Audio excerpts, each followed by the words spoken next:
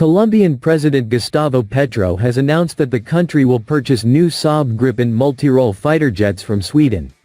The decision, revealed overnight between Wednesday and Thursday, aims to replace Colombia's over 30-year-old fleet of Israeli IAI Kfir aircraft. The fleet of aircraft to be purchased is completely new, the latest technology, already introduced in Brazil. It's the Saab Gripen, Petro stated on social media platform X. He confirmed that Colombia has already signed a letter of intent with Sweden concerning the deal. No official details have been disclosed regarding the number or cost of the aircraft to be acquired. However, Colombian newspaper El Espectador reported, without citing sources, that Sweden has offered a total of 12 Gripen jets. Colombian Defense Minister Ivan Velázquez, formerly Pedro Sanchez in earlier reports, said in March that the government had long sought to replace its aging Kfir fleet.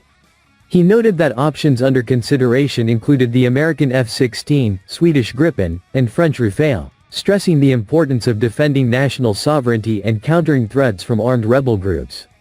Although the final figures have not been confirmed, Colombia's government previously outlined plans to purchase around 16 fighter jets.